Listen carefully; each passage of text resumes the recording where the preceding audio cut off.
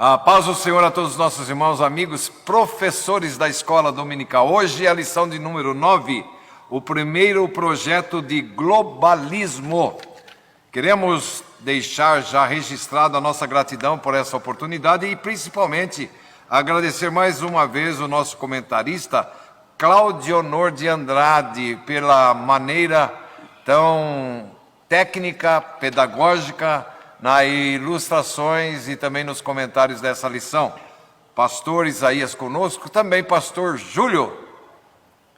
Também nós louvamos a Deus pela oportunidade de estarmos aqui. É sempre uma alegria quando temos a oportunidade de levar até você o subsídio da nossa Escola Bíblica Dominical. E o tema de hoje é muito importante e atual, por sinal, né, pastor? A paz do Senhor também a todos, que você tenha a oportunidade de, junto conosco, estudarmos aqui esta lição, que é extremamente importante e atual e também profunda. Então você tem a oportunidade. Você possa também compartilhar, curtir, comentar, para que esse nosso quadro ele possa ser melhorado através da sua contribuição. Nós louvamos a Deus, amados, e já vamos para os assuntos pertinentes a esta nossa lição, nessa oportunidade, pensando sobre globalismo, né? Eu queria até me direcionar ao pastor Júlio, pensando no seguinte: por quê? A segunda pergunta, globalismo, eu vou mais para o pastor Isaías, né? Mas falar um pouquinho, pastor Júlio, sobre essa Torre de Babel, por quê? Em que momento que tentaram fazer e a finalidade principal, né? Na realidade, pastor, essa lição ela é muito propícia, porque quando nós vemos as lições anteriores, que foi a primeira civilização, que foi através de Adão e Eva, e a desobediência de toda a humanidade, e Deus resolve destruir o mundo com o dilúvio. E fazendo assim de Noé e a sua família uma segunda civilização, né? Essa segunda civilização é que dá a toda essa raça humana até hoje. Então, quando nós percebemos essa segunda civilização com o pecado do filho de Noé, que é Cão, né? E com isso, quando ele vai e observa Noé nu devido à embriaguez de Noé, e ele vai e começa a relatar, desdenhando de Noé aquela situação. E com isso, ele recebe a maldição através do filho de Cão, de Canaã. Não em Cão, mas do seu filho, que era Canaã. E com isso, desencadeia-se uma nova civilização, criando justamente aí até nós chegarmos na Torre de Babel, que vai ser o ponto ápice para nós começarmos o assunto de hoje, que é o negócio globalismo. Pastor Isaías, eu estava também estudando sobre a globalização e o globalismo, né? Eu entendo que nós encontramos nesse momento da Torre de Babel o começo da confederação de engrandecimento humano. Agora, nós podemos afirmar que sempre tivemos globalismo? É difícil, né? A gente, nesse momento, é um tema que a gente precisa definir muito bem a diferença entre globalismo e globalização. Porque é interessante que até mesmo esse conceito, quando eu olhei, sutilmente parece a mesma palavra e a mesma coisa. Sim. Porém, com temas completamente opostos. Como, por exemplo, o globalismo é um conceito político. O outro, ou seja, a globalização, ele está relacionado à economia. A diminuição da soberania dos países relacionado ao globalismo. A afirmação das soberanias está relacionado à globalização. O intervencionismo, globalismo. Livre mercado, regulamentação, globalização. Desregulamentação ou burocratização, isso relacionado ao globalismo. A globalização, desburocratização, ou seja, quando nós estamos falando da globalização, nós estamos falando de um mercado, que isso é inevitável. O mundo realmente passa por essa transformação, essa interdependência dos países, né, com relação ao comércio. Porém, quando a gente fala de um globalismo, é algo mais profundo, que a gente está aí relacionando a economia, a política, a religião, todas essas culminando em uma só pessoa. Sim. No mundo, comandando todas esses modelos modelos que políticos, religiosos, cultural, tudo. E o segundo tópico, amados, diz-nos o globalismo de Babel. É interessante que Nimrod, ele se alinhou, né, e trouxe todo o povo para si próprio, para a construção da Torre de Babel, pastor Júlio. Por que foi ferido de forma tal que o Senhor Deus entrou de uma maneira, pastor Isaías, tomando decisões, eu diria, não drásticas, mas necessárias, né? Até que ponto, pastor Júlio, que foi ferido a posição divina, digamos assim? Na realidade, pastor, quando nós olhamos o descaso com o mandamento divino, né? O principal foi isso, que a ordem de Deus era povoar a terra. E o que Nimrod ele chega justamente a fazer? O contrário dessa ordenança de Deus. Centralizar o poder em cima dele. É por isso que a gente fala de globalização e globalismo como ato diferente, como o pastor Isaías chegou até a citar. A globalização ela é inevitável, né? Visto o livre comércio, entre outras partes. Mas o globalismo é centralizar todo esse comando, seja ele político, econômico, religioso, em uma só pessoa. E foi o que aconteceu justamente com Nimrod. Deus é tão tremendo, que eu estava conversando, quando se fere a santidade de Deus, há um perdão. Mas quando se fere a autoridade e soberania de Deus, Deus é implacável, Ele não permite de forma alguma.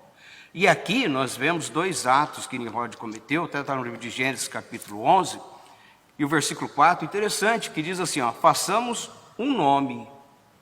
Ou seja, eles queriam projeção e adoração. E segundo ponto, para que não sejamos espalhados sobre a face da terra, e o de encontro a uma ordem, a autoridade e o posicionamento da soberania de Deus. Então, quando se converge essa autoridade em cima de uma pessoa, que é o globalismo, como nós vimos na Torre de Babel, aí Deus entra para tomar uma providência. Aí Deus age. Por quê?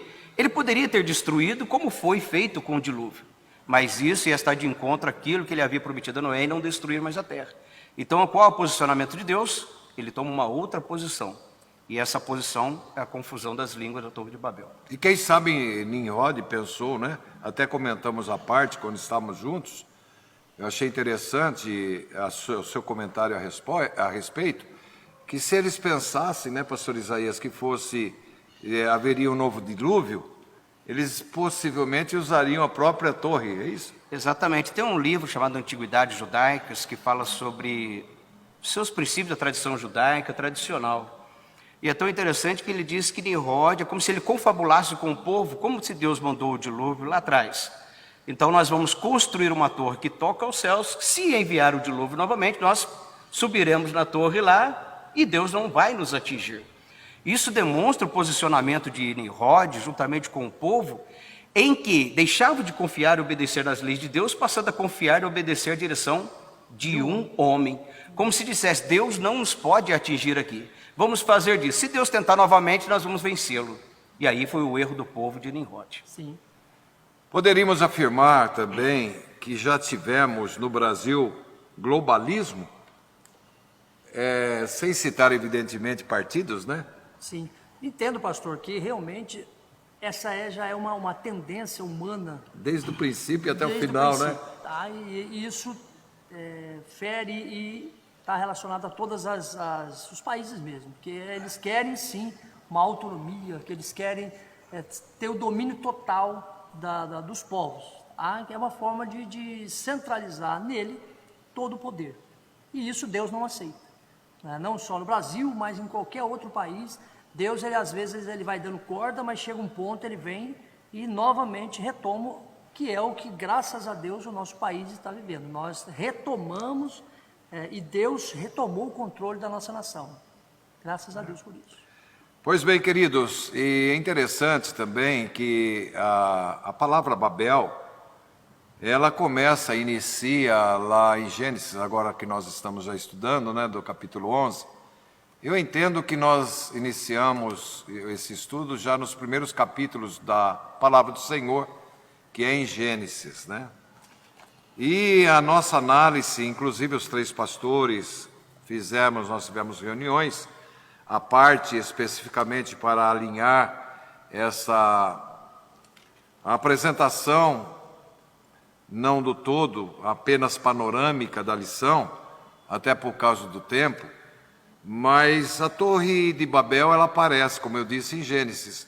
Interessante também, pastor Isaías e pastor Júlio, que ela, eu não diria que ela se perpetua dentro da Bíblia, mas ela aparece também como Torre de Babel no Antigo Testamento, Sim.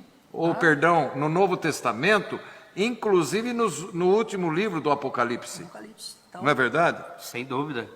E me permita, pastor, isso que o senhor está falando, Babel é confusão. A palavra Babel significa confusão, mas a palavra Nimrod no hebraico também é rebelar, aquele que é rebelde. Então, quando nós vemos esse globalismo, que é uma rebeldia contra uma autoridade de Ou Deus, seja, uma aldeia global. e que significa uma confusão, porque tudo aquilo que o homem quer dirigir por si só é confuso. Deus, pelo contrário, ele é simples, reto e objetivo, mas o homem sempre é confuso. Então, quando acontece isso na Torre de Babel, que há essa confusão, pelo fato de Nimrod ter liderado o povo, cria essa rebelião contra Deus, não só no nosso país, mas mundialmente falando, tivemos grandes líderes aí também, que se rebelaram contra a autoridade e a vontade de Deus, querendo fazer um povo somente.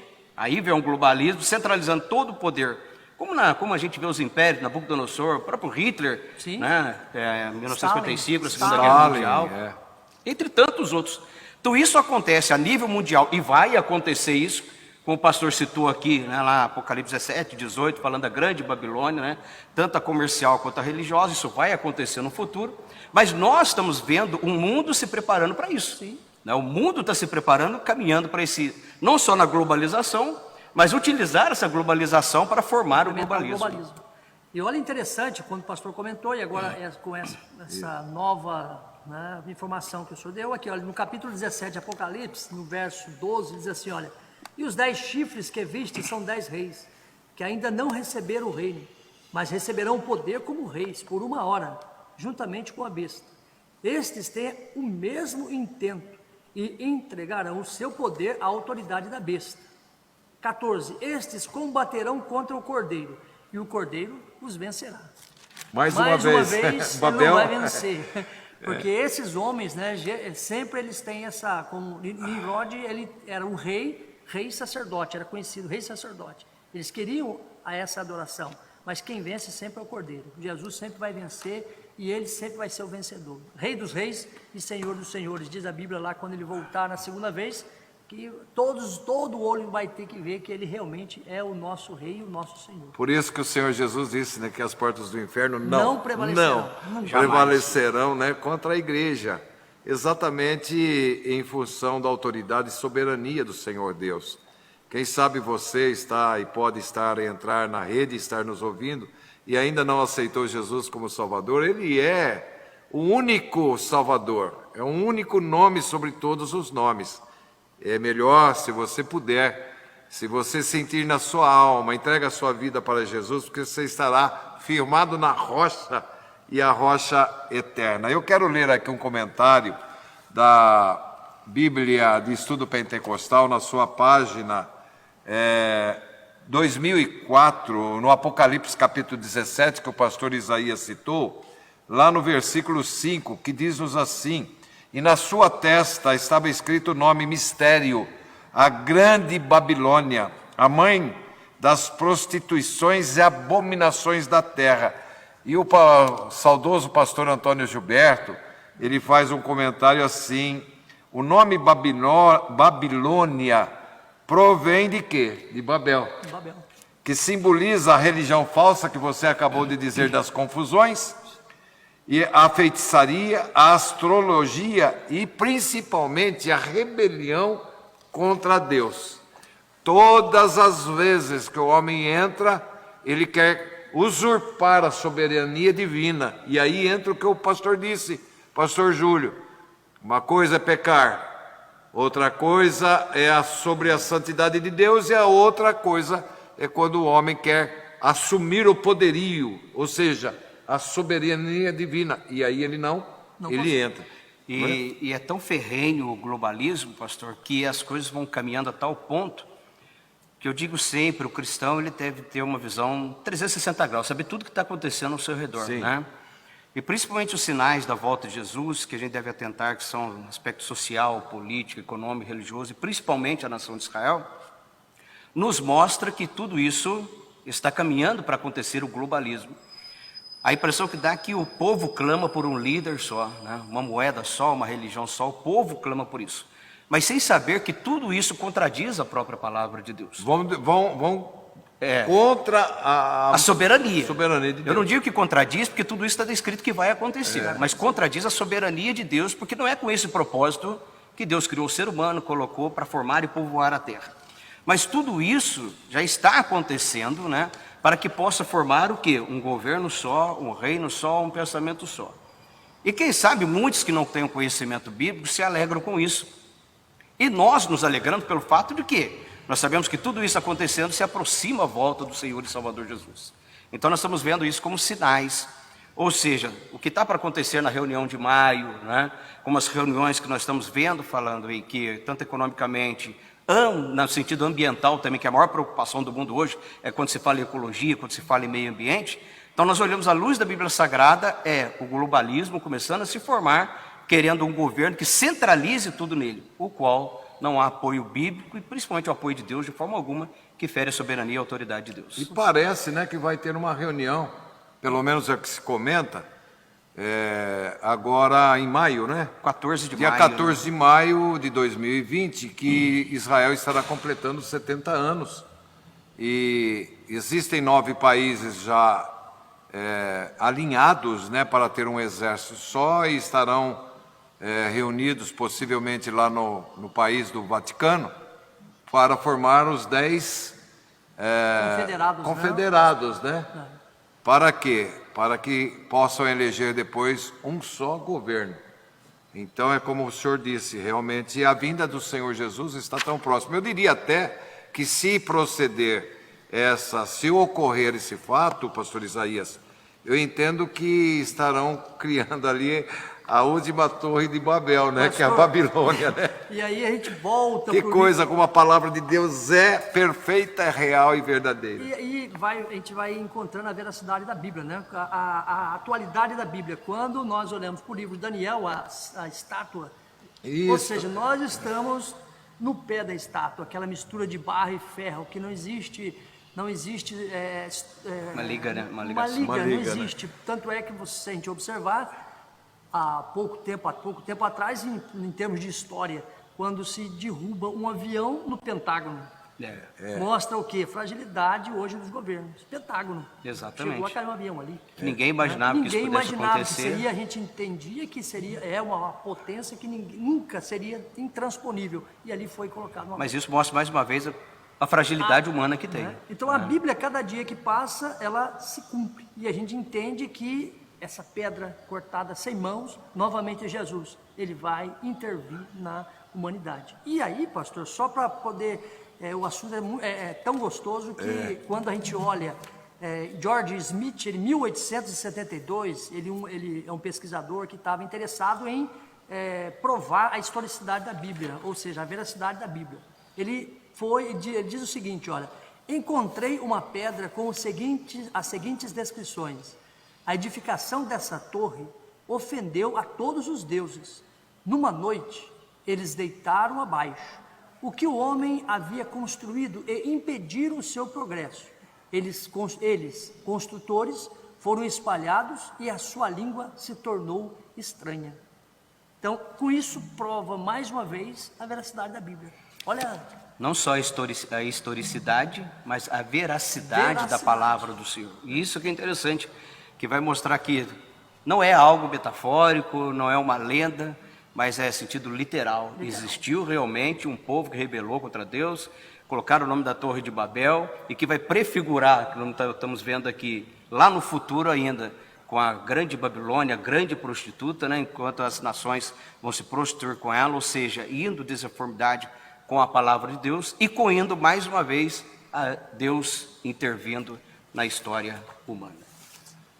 Isso chama-nos a atenção da nossa, eu não diria preparação para o arrebatamento, né? Mas estarmos devidamente preparados, porque tudo está mostrando, eu chamaria até de princípio das dores, mas notícias e mais notícias que vêm desestabilizando, inclusive, a própria população, diria até a sociedade. Pragas para todos os lados, estamos vendo agora um país, pestes, né? Exato. Um país totalmente, com toda a tecnologia que tem, com todo o avanço que existe, não consegue resolver. Atônito, né? Preocupado, e com tudo isso. pessoas aí perdendo, entrando em óbito, né? E sem um remédio, sem nada. Mas o que é isto? Inundações e etc, etc.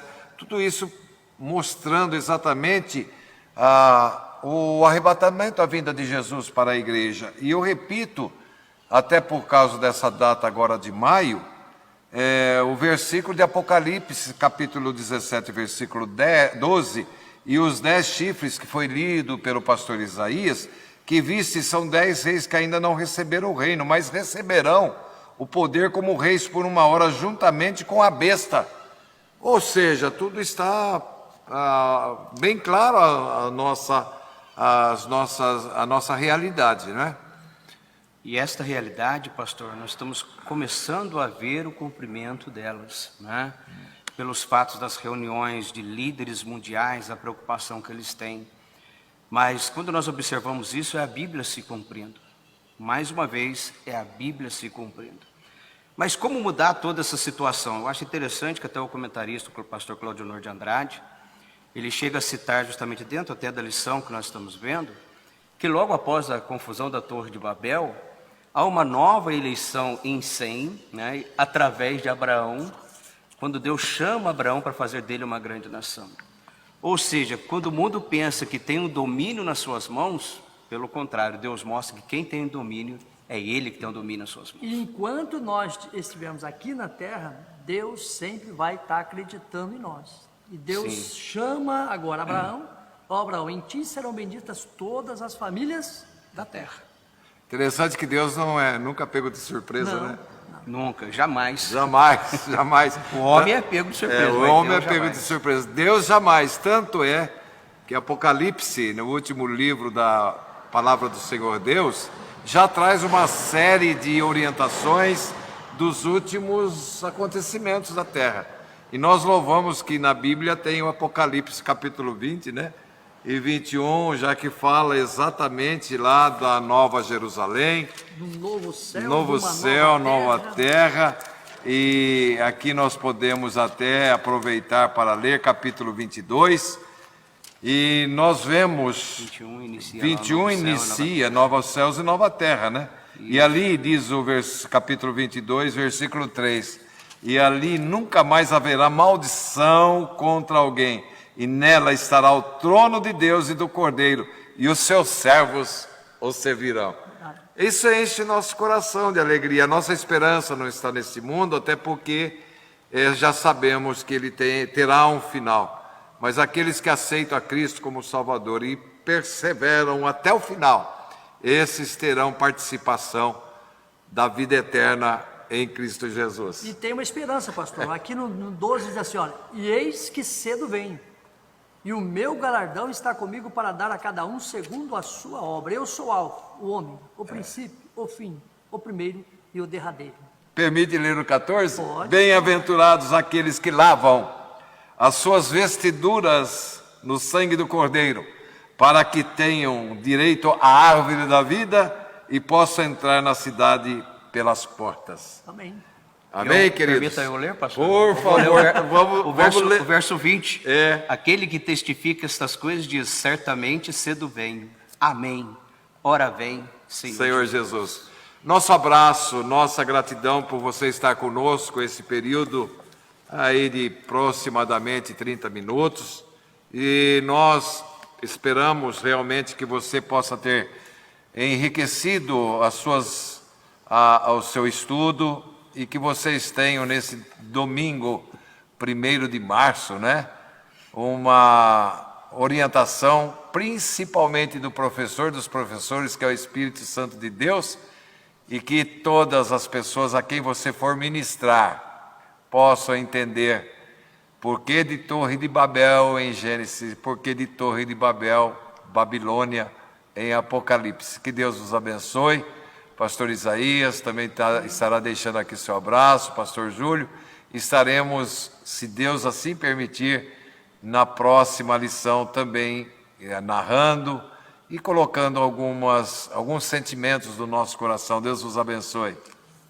Que Deus te abençoe, que vocês, se foi importante, interessante, houve aqui alguma instrução, você também ajude-nos a compartilhar, curtir, comentar. Se foi útil para você, lógico, também será útil para outras pessoas, que você possa nos ajudar nesse sentido. Também louvamos a Deus por tua participação, conte sempre conosco. Como o pastor Isaías diz, comente, compartilhe, que para nós é muito importante. E dizendo para você uma palavra: sempre submeta-se à vontade de Deus, à soberania de Deus e almejando o arrebatamento da igreja. Que Deus vos abençoe em nome de Jesus. Amém.